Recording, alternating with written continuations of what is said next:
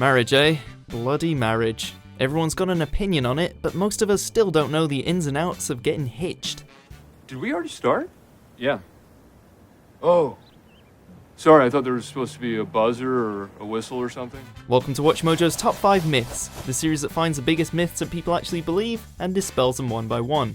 In today's installment, we're counting down the 5 myths about tying the knot that had us saying I don't. Then you take a deep breath, look into her eyes, and utter the immortal words.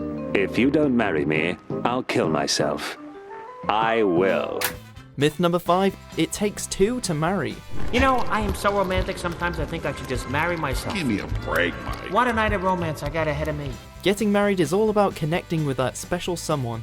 That person could be a man, a woman, or even yourself. Wait, what? That's right, self-marriage is a thing. I'm not crazy, Frank. I am making a statement that if need be, I will marry myself. And I am not embarrassed. It is the union between a person and themselves and can be a reflection of a number of personal beliefs. I'm getting married. To myself. While self-marriage is essentially meaningless in the eyes of the law, as in your taxes and marital status won't change, it's still a ceremony that tells yourself and others that you are happy. He has declared his marriage by the joining of hands and by the giving and receiving of a ring. I therefore proclaim him husband. This commitment places strong belief in self-love and self-compassion.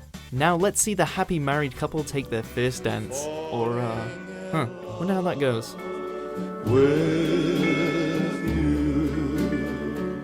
Myth number 4. The more educated a woman becomes, the less likely she is to get married.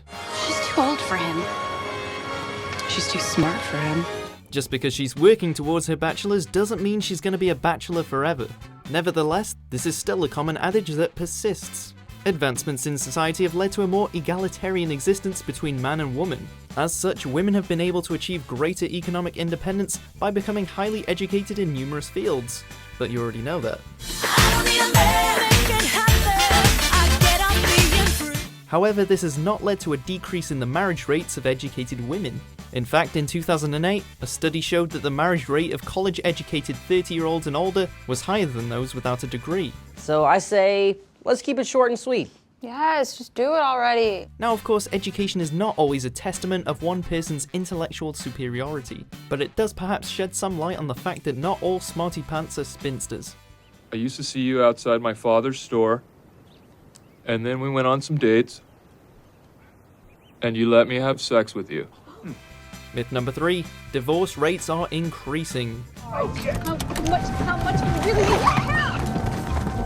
Oh my God, count! In a world where even Brangelina has met its untimely end, it seems only logical to assume that divorce rates are on the rise. I want a divorce.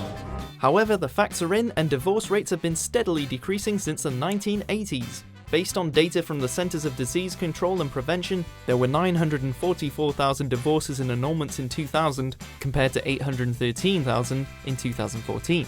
Oh, fantastic. Well, that's good news. A couple of reasons for this decline included increased birth control usage and people waiting to tie the knot until later in life. So while we may be lowering Pitt and Jolie's marriage into the grave, it doesn't mean it's over for the rest of us.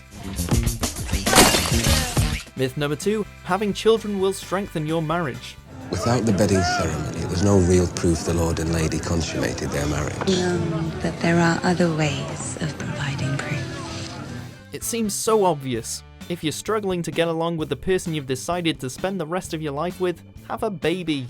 Babies are cute and cuddly and will definitely bring you and your partner closer together, right? No. Well, several counseling psychologists have suggested that it doesn't quite work this way.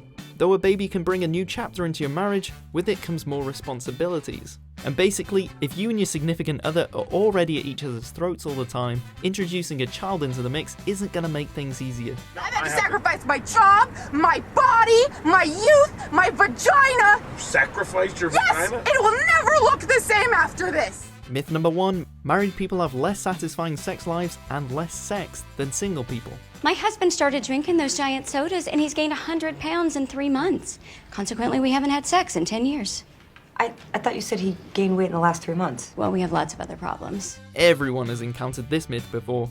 The day you get married is the day your sex life evaporates. And Marissa... Don't do it! However, this simply isn't the case. Health experts have concluded that married couples actually have more varied sex, as they're more comfortable around one another. A 2010 study at Indiana University discovered that around 61% of singles that were interviewed hadn't had sex within the past year, comparable to only 18% of married people who took part. And then we'll laugh. High five.